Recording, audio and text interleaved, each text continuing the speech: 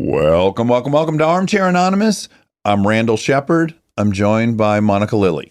Oh, that was cool. It was hard. Okay, the prompt was bad proposals. Yeah. Proposals gone wrong. Yes. But oh my Lord. I mean, this is like tied with that crazy bear attack or shark Yes, attack. This exactly. goes some places. It really builds, this one. It just gets more and more intense. Yeah. And then the last one is a nail biter. Wow. This is a banger. Yeah. Please listen to this one. And happy Valentine's Day. Oh, is that what it is? Yeah, it was meant to pair up a little bit. Okay, great. Yeah, happy Valentine's Day. May your heart be full of love and Candies. merriment. And in his name we pray. He has risen. What are you going to do for Valentine's Day? Eat chocolates? I'll try not to. Yeah. I mostly think of my mom always would ask me to be her Valentine. Oh, that's sweet. Yeah, and so I'll ask the girls to be my Valentine. That's cute. And they'll still like it. They'll oblige. Yeah. Did your dad ever ask you to be his? Of course not. Yeah. Did you guys do Valentine's We didn't Day? even have it. Yeah. Well, we did. My mom would sometimes Would she get you a some- box of chocolate? My mom would get Yeah. us a box of I chocolates. think she would do something nice every now and then. But I'm for not them. going to get my kids anything because they're already spoiled. They already have too Why much don't you chocolate. tell them that on Valentine's Day? Be my Valentine. I'm not getting you anything. You're going to repent this Valentine's Day. Please enjoy bad proposals.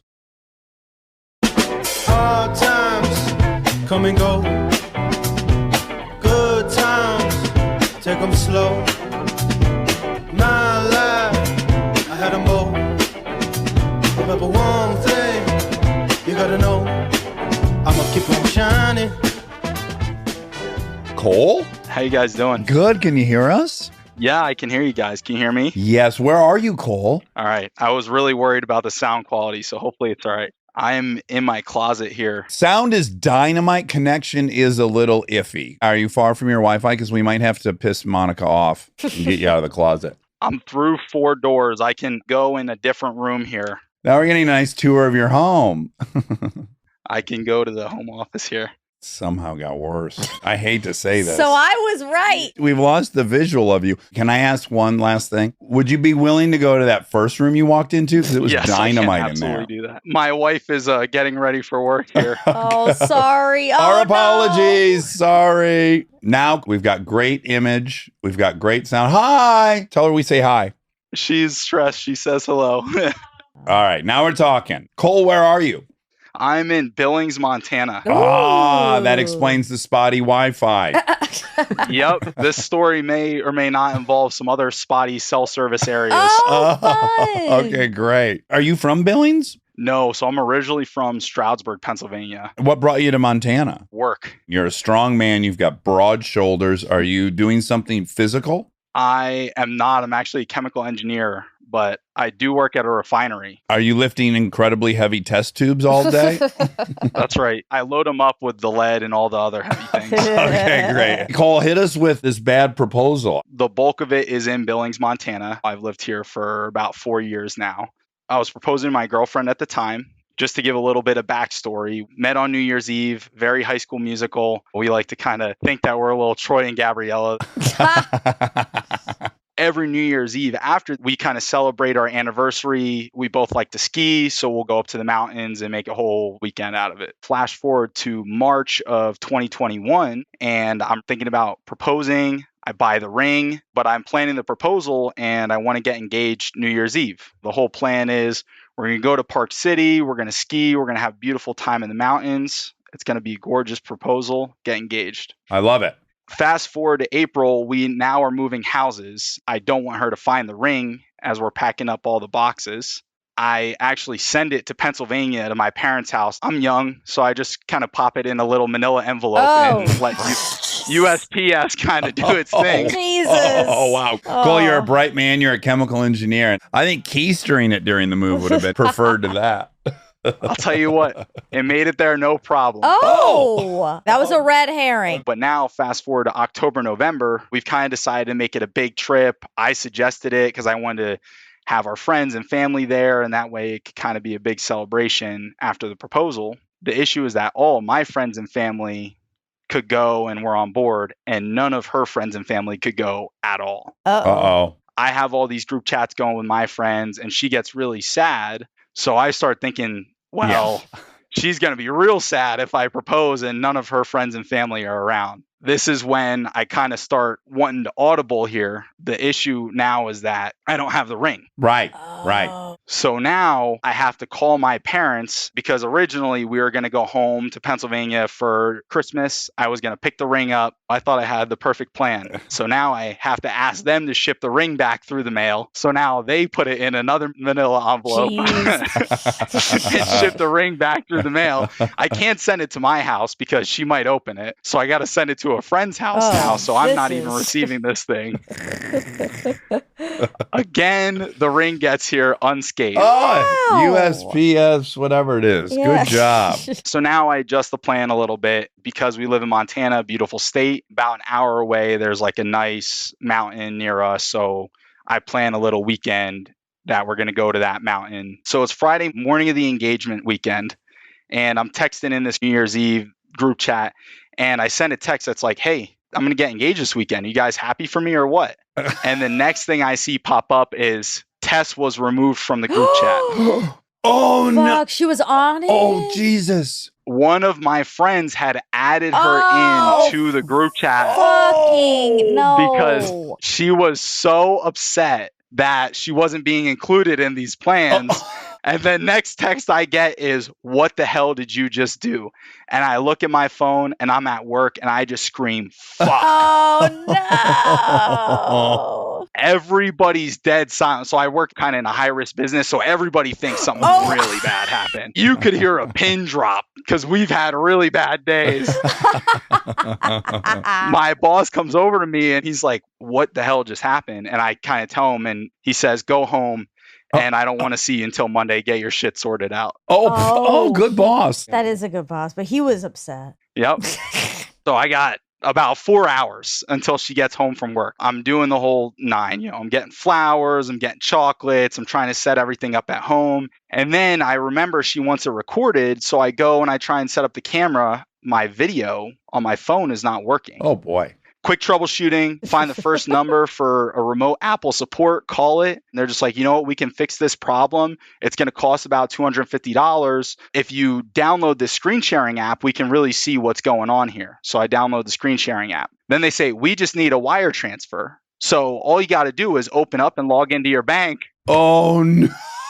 Stop it. So I go in, I got the screen sharing app, I open up my bank app, and then it all hits me. I'm just like, I'm getting scammed right now. Yes. Yeah. I hang up on the guy. Immediately he calls me back. He's like, what happened? I was like, oh, yeah, you wanted 170, right? He goes, yeah, 170. I was like, you said 250 before. Liar. Hang up again. Now I'm smarter than you. I'm wise to it. So thankfully, I avoid getting scammed. At any point, do you think the Lord is telling you to not get married to this woman? If that's what he was trying to say, I powered through it. Oh, good. Finally, she gets home. I proposed to her. It was good. And she kind of looks at me and she goes, I really appreciate it, but I really want to see how you were actually going to propose. So I get another chance of redemption. Saturday morning early, we load the car up. It's December in Montana, but we're going hiking. And so we get about 10 miles out of cell service. We're about a half mile from the trailhead. I can see the trailhead in the car and I hit a little snowdrift. So the first one, car kind of moves a little bit.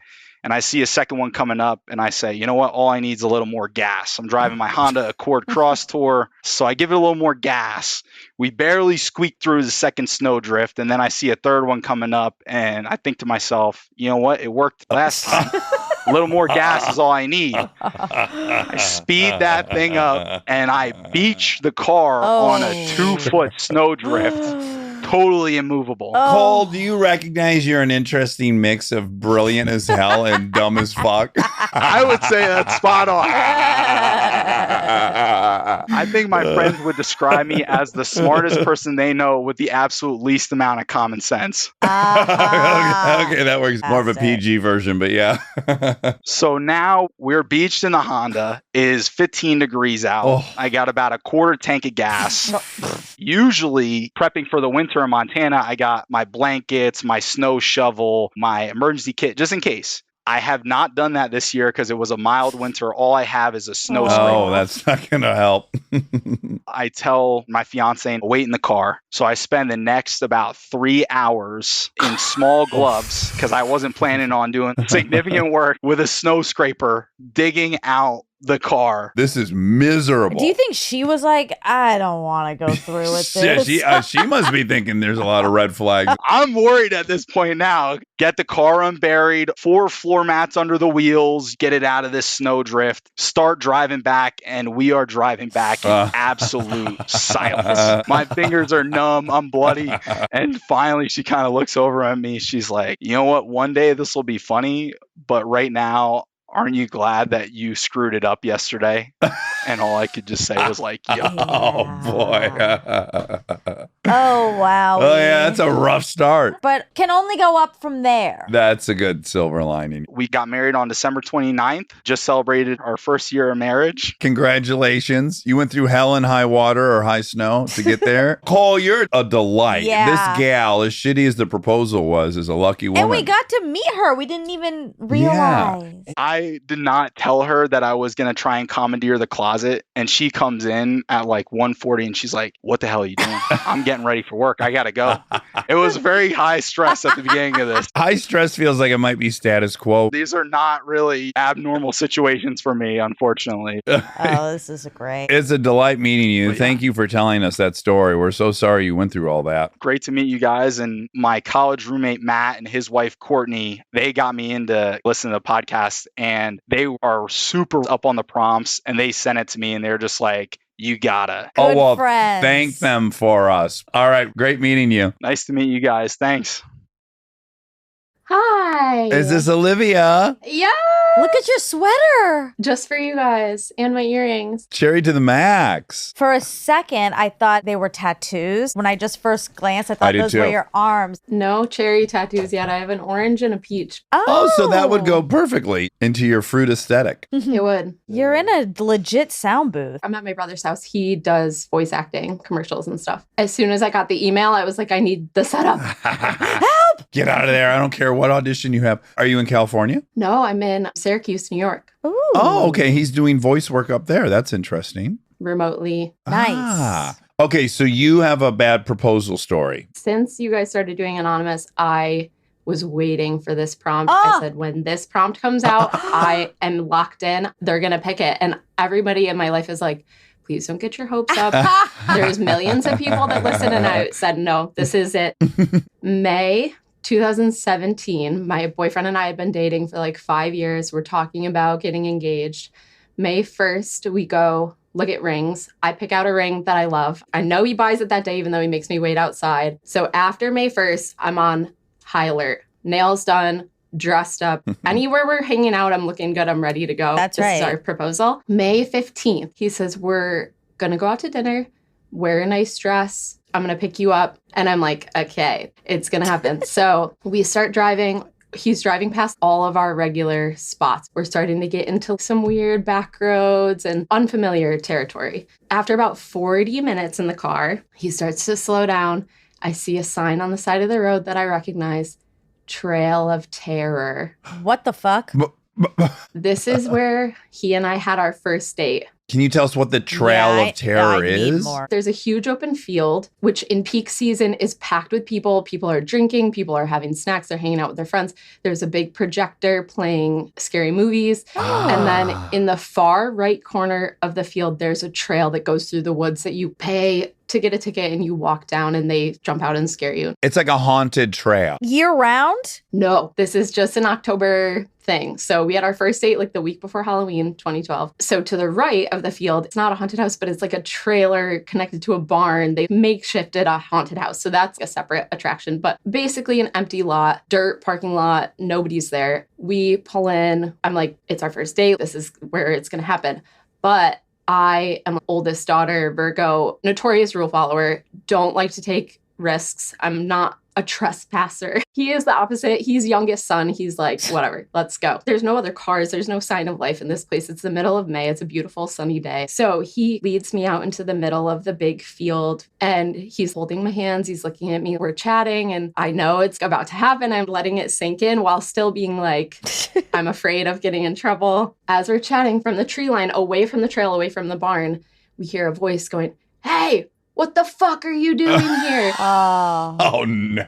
We're like in our sappy moment and we look over and this man, bucket hat, sunglasses, shotgun, starts charging at us. No. Oh, my. I've told you kids, get the fuck out of here. No trespassing. And I'm like, I knew this was going to happen, but I'm panicking. I'm like, "Sir, I'm so sorry. We're leaving right now." And he's like, "Absolutely fucking not. This is not happening again." And I am like, this is how I'm about to die. And my parents are going to find out that I trespassed at a haunted trail. And that's how I was murdered by this man with a shotgun. Yeah, he wants to make an example out of you two.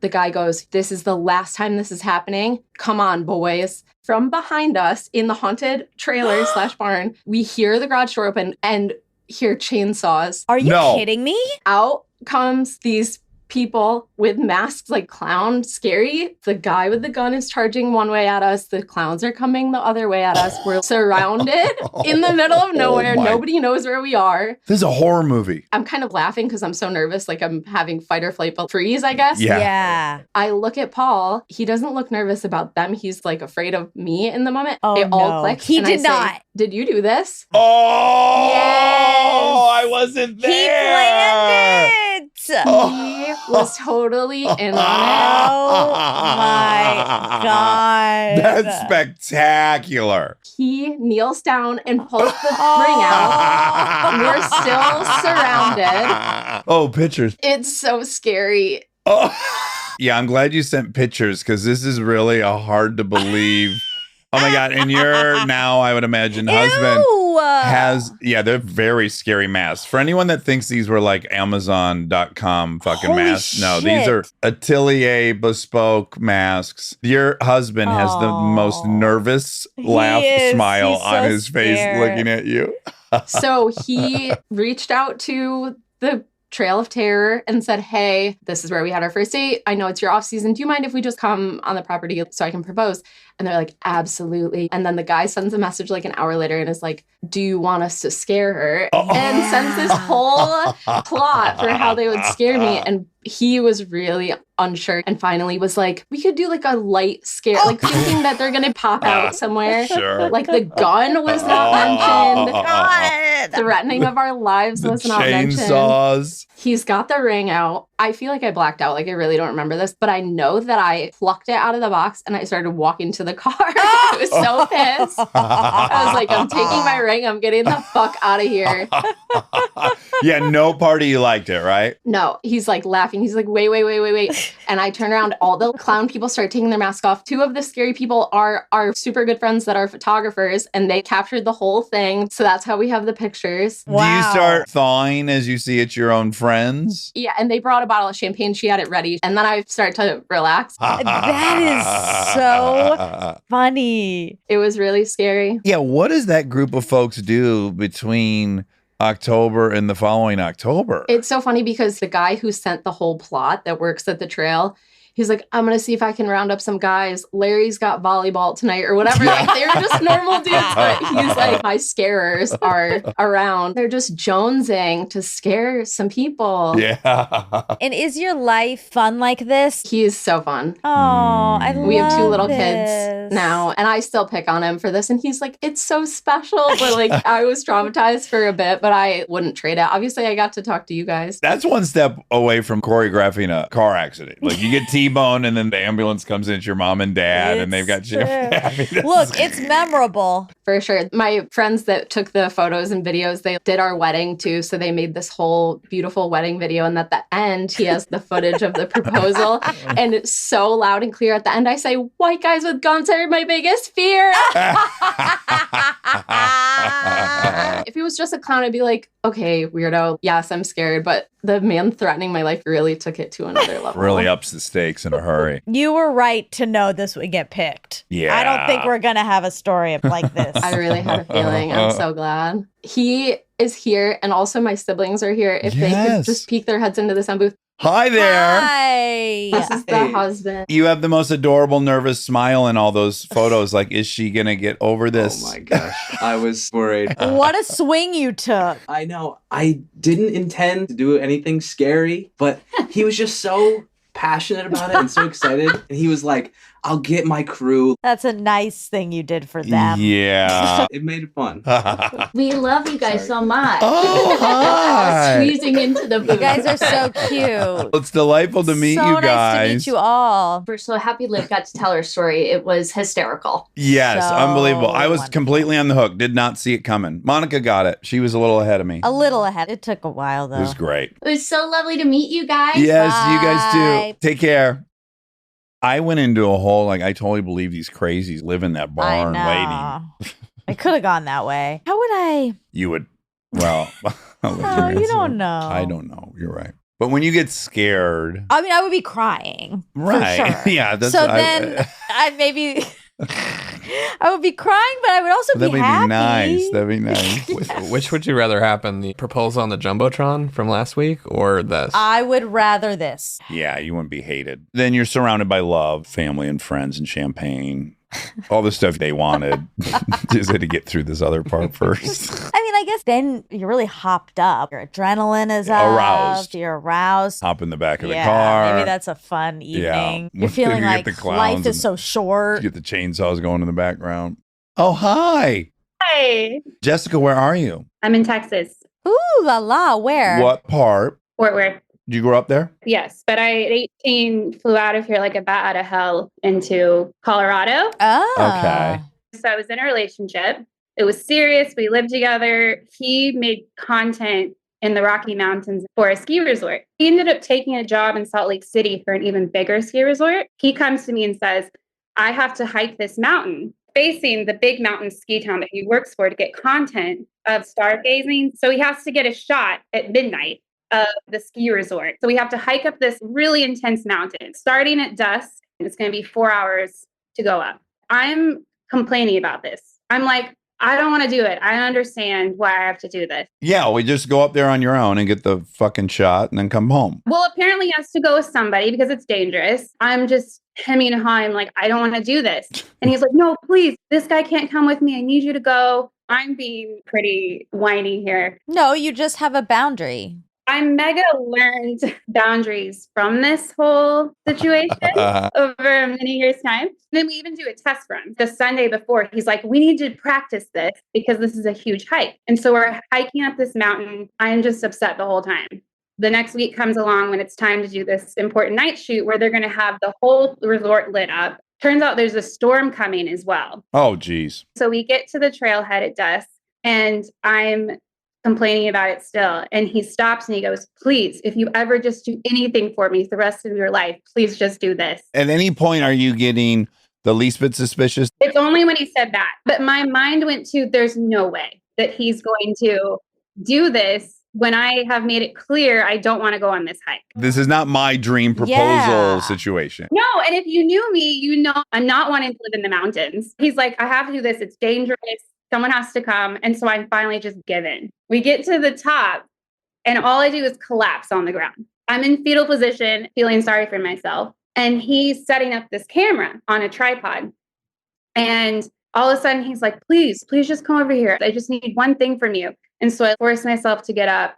I walked past the camera and I could see, actually, it was really beautiful. The stars, there's lightning in the distance, by the way. Oh, wonderful. Mm-hmm. You're at the top of a mountain of a really difficult hike.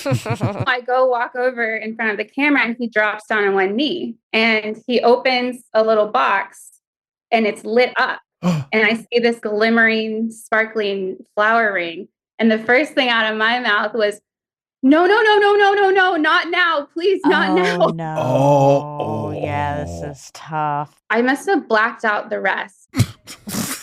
I just have a flash of, I know now I have to go down this mountain with this storm impending. The moment that is supposed to be so special. You're walking into your shared future together.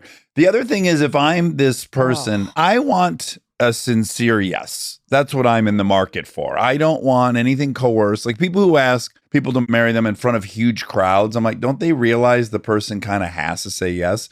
And in this case, even if you wanted to say no, you're like, I'm going to say no, and then we're going to be on a fucking 4-hour hike in the middle of the night down this mountain. I mean, you did say no. Oh, that's the funny thing. I look back now and I never said yes, but it was an assumed yes. Right. Not now. It means like later.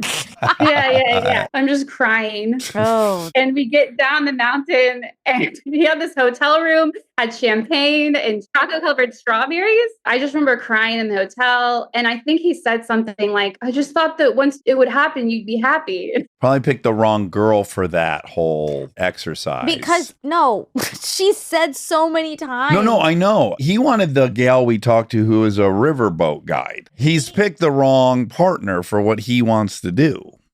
Oh, shit. Are you guys happily married?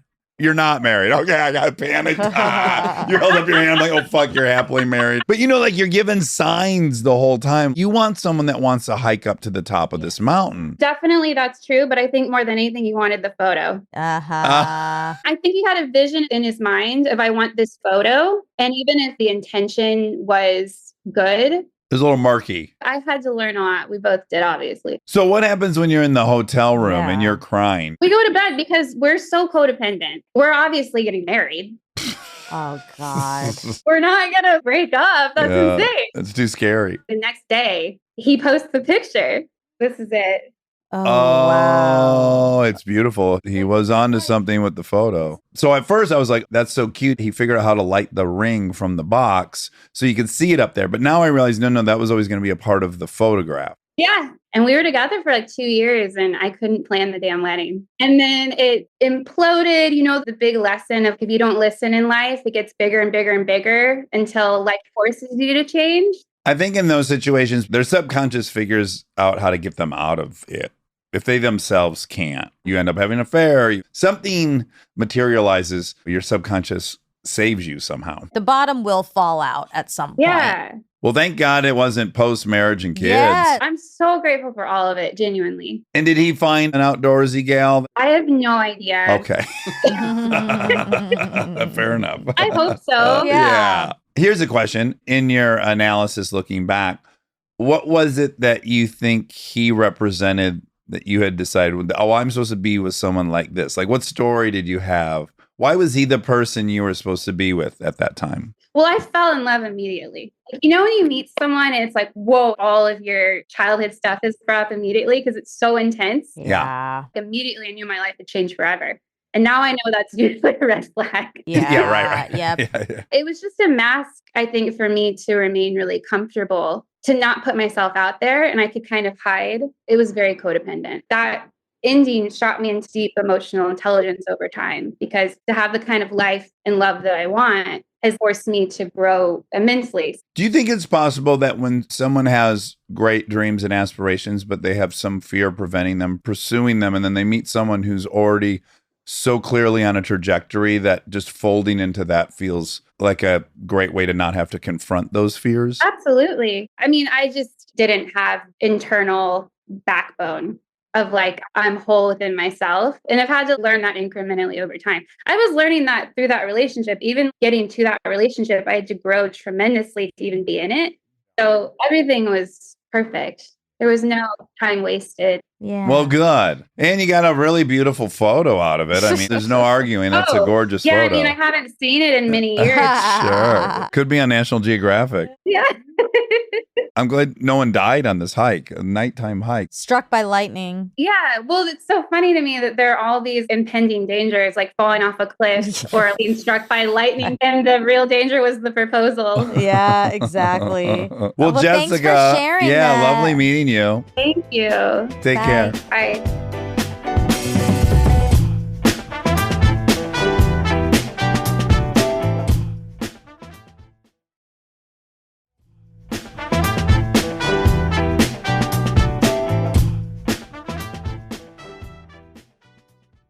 I'm going to text you guys photos for the next one. Don't look yet. Don't look. I'm getting my phone. Don't look. Ready for Cole? What is Cole again? Hello, can you guys hear me? Oh, beautifully. Yes. Cole, you're our second Cole today, and we don't generally have Coles. Really? Yes. Okay. I love that. Where are you at in the country? I am in Las Vegas, born and raised. Oh, wonderful. Okay, so you have a bad proposal story, and we're dying to hear it. It is a pretty wild story, so buckle up for this one. I'll set the scene a little bit. My girlfriend and I, we had been together since high school, so we were high school sweethearts.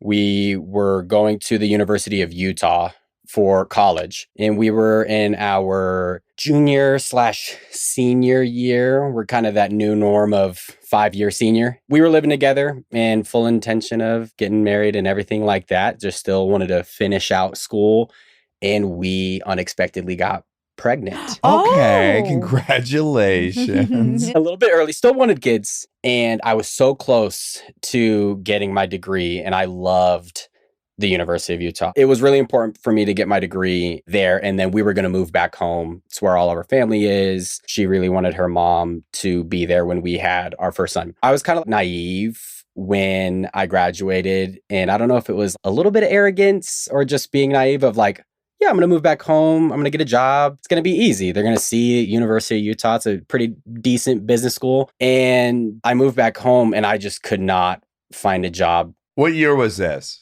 This was 2018. I had made a promise to my girlfriend. I was like, all right, by the end of the year, we are going to get engaged. But once again, this was with that naive intention of, I'll have an entry-level job. I'll be able to start saving. I'm going to be living with her mom. We'll have the opportunity to save up some of those funds. And then I got a recruiting job at a Bed Bath & Beyond e-commerce center. Oh, okay. And all I had to do was recruit people to work there for the holiday season. And as long as you didn't murder people, you got a job. I was only supposed to be there from October to December. And I had done a well enough job that they were like, okay, we'll keep you till March. And it was approaching the end of the year. I still had this pressure to get this dang ring. And I'm working all this overtime and busting my tail with all the pressure there so that I can meet this goal. Now it's like a goal for myself instead of this wonderful woman and mother of your first child that you've been with since you were 15. This is also for her. It was like this personal stretch for me to get to the finish line. Yeah, you were either going to be a failure or not based on this arbitrary goal. About a week before all of this happens, the job, after telling me I was going to be there till March, they were like, we're not going to be able to do this. We're so sorry. You've crushed it, but they just aren't going to let us keep you here unless you want to go work on the warehouse floor. And I was like, I don't think I'm prepared for that. I am super low. This year has gone really rough. And I call my mom. We go to this Marie Callender's that's across from a jeweler. She's like, I'll help you with the financing of this ring. You made a promise. We love her and we know you love her. So we'll help you out. And I'm like, cool. Part of me still doesn't feel right. I'm still just doing this to meet a goal because I want to be able to have the elaborate dinner in that moment. And I get to share all of my heart. And now it's kind of turned into, let's get this ring. You're going to do an impromptu proposal and just be like, trust me, we're going to have a good life. I love you to death. I'm going to finish this promise. We pick out the ring and next week they're like, come back. We'll have all the pieces together. We'll put the finishing touches. We go in the morning, we finish it out, and they're like, all right, come at 4:45. Store's going to be closing, and we'll get you set up. The piece I've left out so far is this jeweler was in a terrible part of town. My mom wasn't going to come this time, so it was just going to be me. And I show up, and there was another couple there. I'm just waiting in their lobby until they're ready to call me up. Once I go up, showing me the ring, it looks amazing. All that fear and kind of extra stuff I was worried about went away because now at the end of the day, I do get to marry my best friend, mother of my child. It's amazing. And then out of nowhere, I would say the length of this is maybe 40 feet or so. 2 robbers walk in. No. Both in ski masks, and it's guns raised. Everybody get the fuck on the ground. Don't move. One guy jumps over the display and starts heading towards the back. There's 2 owners that are up at the front. One's kind of dealing with the billing and closing out for the day, and the other's with me. And the other thief is heading towards us.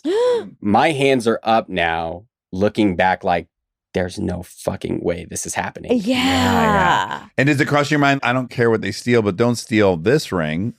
Oh, I think it was more than that. Yeah. It was like, is this fucking it? He then directs me to go behind the counter now. And all I could think of in the moment to respond was like, please don't kill me. I have a family. And then he's like, all right, get down on the ground. And everybody thinks this is a weird part when I tell the story, but he was like, this will all be over soon. And it kind of made me feel relieved. It did? Because to me, that could mean I'm going to kill you. It'll be over. It says a lot of things to me. It means, okay, there's a human here. They want me to know my suffering's going to be over soon. I wouldn't think he's going to kill me. I would think he's letting me know we're going to be in and out. There's something very human about that. There's 2 ways to take it. I think I'd be closer to you, Dax. Him responding in general gave me a little bit of just weird comfort. Because what he does next is then zip tie my hands. Oh, wow. These are like pros. Yes, we find that out later. As I'm down there, genuine near-death thoughts. Am I going to ever get to see my son again? I'm seriously not going to get to marry my girlfriend. Like, I'm not going to get any of this. And then a tad bit of, how is this my fucking luck? We're going to make you lose your job. And then let's do this to you just to add to Strong-armed it. robbery. Let's throw that on. From the back, long time jeweler for them. He was like a Venezuelan war vet. He is peeking around the corner with a gun. Now you got to consider a shootout. And consider I did. Oh my because God. they see him after he's poked his hat out a couple times. And that is when the shooting starts. No. There is a shootout. Stop it. And it is a tight enclosure. There's a reason they have you wear headphones when you are at a gun range or anything, because it is loud. This whole ordeal feels like 30 minutes. I've seen the video because I had to go to court for it, all this stuff. I mean, it plays out over like 4.5 minutes. And so the shootout might have been 10 seconds or so, and then it just stops. And then I feel somebody tugging at my back. And I turn around and it's one of the robbers. He isn't saying anything. And I'm thinking he's trying to maybe mug me and leave. Oh, I'm thinking he's going to use you as a shield. He's got to get you up. I think he was trying to prop himself up because all his motor functions are going at this point because he got shot several times. And he's on top of my legs. So I'm also trapped. And so I'm looking back and I'm going, what do you want? And then his gun discharges in me. No. What?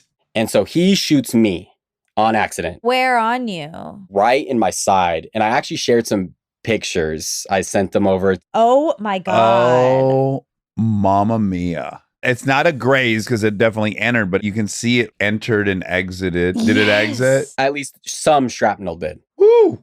Boy, thank God it was aimed just that inch to the right because it didn't get any intestine or anything, right? Nope. And everyone that I work with now in a medical background and my friends that are in a medical background, they're like, do you know just how lucky you are that he was not off by a couple centimeters? And I was like, probably don't want to play that what if game because that's what kind of messes me up a little bit. But yeah, so he shoots me. It's the full spectrum of panic, fear, potential shock. I have like one shoe on at this point. My wallet and my phone are like sprayed across the room and I could like see all the blood off my phone. Oh, wow. And I tried to stand up and I was like, just no possible way. And so I inch over to this cabinet to kind of like prop myself up. And I'm just holding the wound. It felt like time had stopped. I mean, I'm looking straight ahead and there's a dead guy that I had to crawl out from under. Oh my God. The dust kind of settles. I'm focused now, looking down at the wound the whole time, holding it. I tried to like slowly pick my sweatshirt off of my skin. And I mean, it's like sobbing. Yeah. It's stuck. It hurts. I've been seeing these videos lately, you know, like people doing the grip machine in their skis as hard as they could. It feels like somebody is doing a grip machine on that spot. And the burning is insane. That's why on the pictures you can see it's like black. That's a burn. Then the police come in. They had to like cut all my clothes off in the store on the gurney, and I'm butt naked in a jewelry now. Oh my Granted, I'm covered, but still. Just one last thing, sir, before we get you to some medical treatment. We just got to embarrass the fuck out of you for a minute. Exactly. And so now I'm on the way to the hospital. My uncle was a firefighter. My dad's a firefighter. And so I'm cracking jokes about the city fire department versus county fire department. And they're probably thinking like, this guy is insane. He's potentially going to die. And they're jabbing me with the IVs and everything. And the ambulance is moving. And so I'm in the hospital now. They're like, all right, we're going to take you up for a CT scan.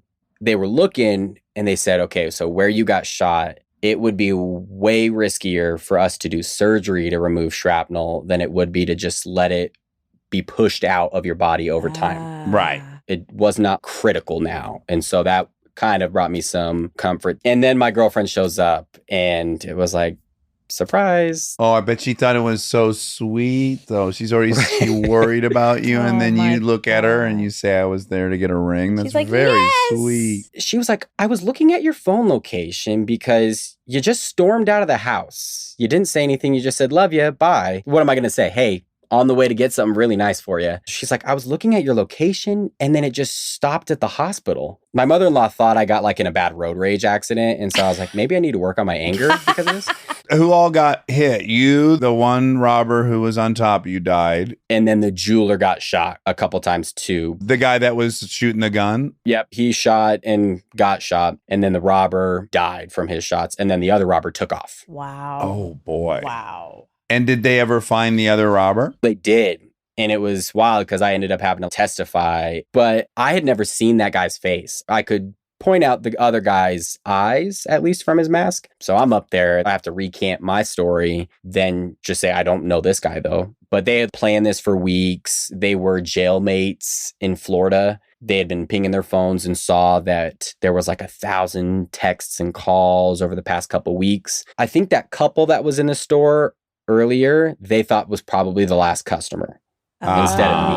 Right. And so when that couple left, they're thinking, okay, we're good. Let's get in here. Are you resentful at the jeweler for escalating it to a gun battle? I hate to be judgmental of anyone when I wasn't in that situation, but I feel like they could have maybe just gotten out with all the jewelry and no one would have been in the emergency room. I think overall, I'm just glad I'm alive. People thought I would be angry and bitter towards the robbers. And honestly, I'm not. Maybe they were in a circumstance that made them feel like they had to do that. That's unfortunate. People say, did it give you this newfound look on life? I think probably yes. But it didn't give me like, oh, why did he shoot? And why did he do this? I made it out alive. It's a crazy story, but I didn't have as much anger towards him for that because I don't know what I would do in that situation. I was not one of those people that now that this happened to me, I'm going to go get a gun. I was like, I'm still not going to even get close to that. Yeah. I'm good. Well, unfortunately, the fact that the jeweler had the gun is kind of what led to all the shooting. I can't imagine those guys were trying to get murder on top of robbery for no reason. Maybe that's also why when he told me this will all be over soon, that's why they zip tied me and just were trying to do a smash and grab. And then it turned into a shootout.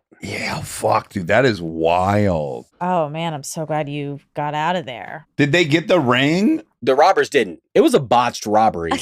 They didn't get anything. My ring stayed intact. No issues with it. It doesn't give you PTSD when you see it on her fingers. No, everybody makes the joke it's like a blood diamond. I would actually get mad if she wasn't wearing it because it was like, do you know what I had to go through? Yeah, Sure. Did they give it to you for free? They should have at least done that. So at first they weren't, but I think it's because they didn't know the extent of what happened. And then everything as it came out, they were like, we got it. Yeah, that's nice. That feels like a minimal gesture when their And employee hopefully came Marie out firing. Callender's got you a couple free meals. Oh, that cheese soup they make is delicious. That Marie Callender's isn't even there anymore. Oh, well, yeah, there's shootouts across the way. I would have shuttered it as well. We were married 5 years ago, and then we added another child as well. So there is a happy ending to this. Okay, good. Love that. Oh, just What a meeting ride. you don't deserve to go through this. Like, this should happen to me because I'm always sticking my nose into things. I wouldn't wish it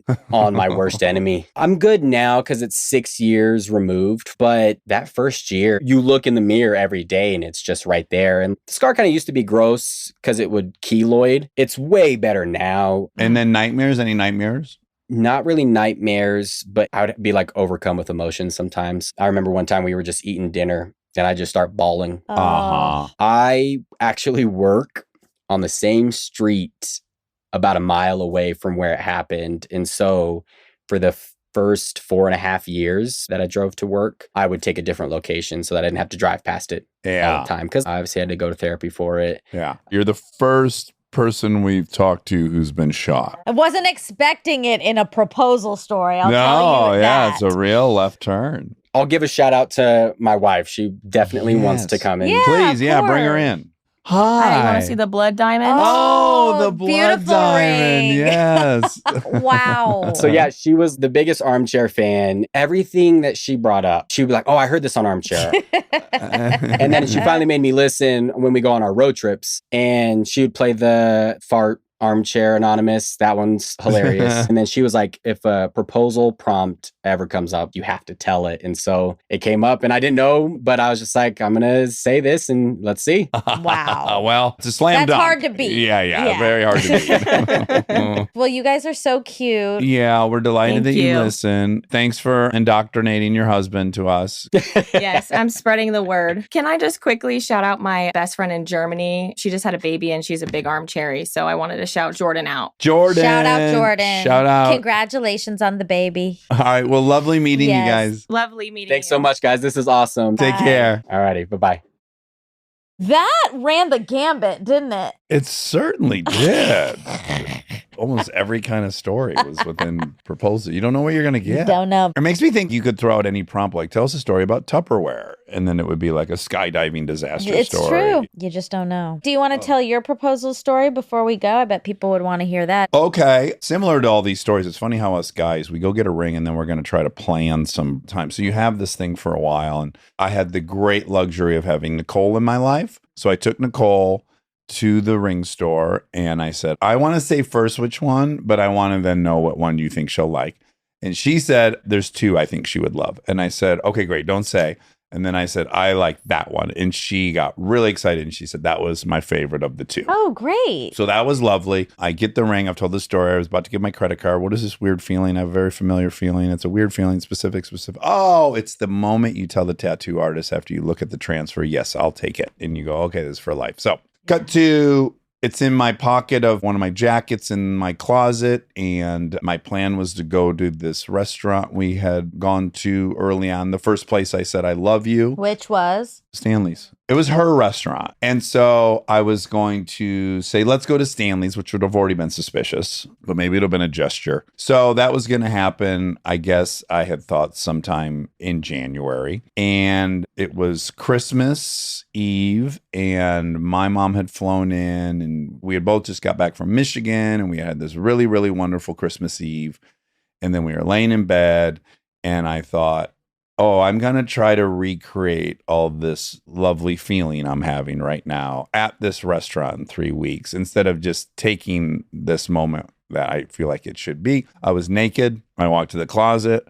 I got the ring out of my jacket. She's like, why is he going to the closet? Then I came back to the bed and I kneeled down on one knee naked. And then she started hysterically crying.